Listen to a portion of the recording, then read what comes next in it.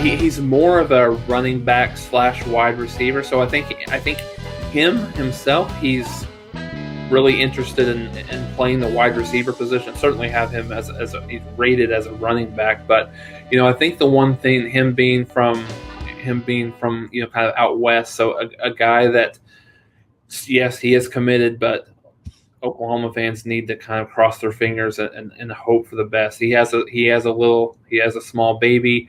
His family, USC, is recruiting him hard, so it's going to be thinking about that, having a small child at home. It'd be hard to travel halfway around the United States just to play football. So I think this is one of those things that Oklahoma people should probably just think about, and it's certainly not going to be a done deal until he signs that dotted line.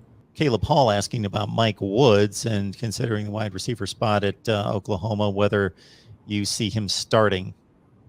I do think Mike Woods starts, and I know that's a little bit of a tough proposition for him coming in, being a brand new kid to the block, so to speak. But yeah, I think him, his talent, what he's done in the past, just in terms of his production at Arkansas over the last couple of years, playing in the best conference in the country, playing with a quarterback group that's not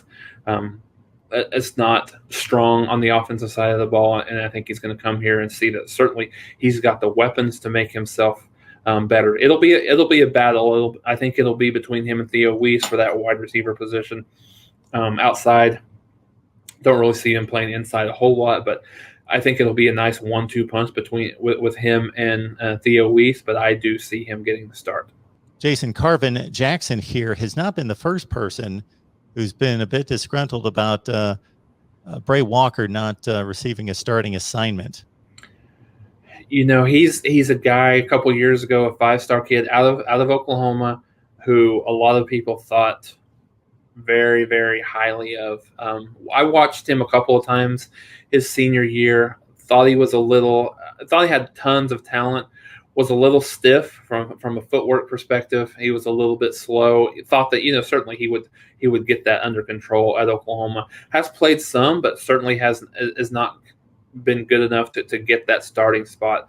And he's played guard, he's played tackle for Oklahoma. The guard position's a little bit full. When you think of Marquise Hayes, when you think of Tyrese Robinson, when you think of just some of the depth that Oklahoma will have at that position. Certainly he'll be in the mix to get some time, but I would be, unless he just had an incredible summer, he's just a kid that hasn't really got it yet and kind of figured out what he needs to do to get on the field. Maybe his footwork's still a little bit slow. Maybe the stiffness is still there in terms of his, kind of movement and what Bill Bedenbaugh's asking him to do. But yeah, he's a kid that a lot of people thought, including myself, that would still, would have been played and would have been a bigger factor by now, but just not been able to make it out of the reserve spot and get a starting spot at this point. Number of comments coming in about Perrion Winfrey playing lights out at the end of last year, particularly against Iowa State in the Big 12 championship game. So we'll certainly talk. I think our next top 10 is the defensive line, so I think we'll certainly talk about him a little bit more. But he's, I think, Mark, I would, you could make an argument that he could be the biggest key to Oklahoma's defense this year. If he late in the year, he was very, very dominant. We talked about Colin Newell being one of the best centers, not only in the country, but the Big 12. And him and Schweiger, they double teamed Perrion Winfrey a lot, and he just abused both of them throughout that game. So I think the biggest thing with Winfrey is just his ability to finish plays. He would get to the position where he would get some of the guys in the backfield, whether it be a quarterback or whether it be running, and he would let them get away. So just taking that progression and honestly making those plays. If he can be a kid that is constantly garnering double teams all throughout the season, I think it's going to free up some of the kids on the defensive side. we talked about Nick Benito at the rush end. We talked about Jalen Redmond. He's a kid that, if he can come back and stay healthy, he'll be certainly a great one. Isaiah Thomas, Marcus Stripling. They've got tons of pass rushers. They've got tons of really good players up front. So if Winfrey can be that kid and be just kind of be an animal from a disruption perspective, very similar to a Tommy Harris, very similar to a Gerald McCoy. He's going to be a linchpin for that defense this year, specifically, obviously on the defensive line. Brandon here is looking for a big year out of Jalen Redmond, who redshirted in 2018, got on the field for 2 games, and then had a big game, or a big season rather, in 2019, even though he only played 10 of the 14 games played, 11 tackles for loss and 6.5 sacks. And then did he opt out in 2020?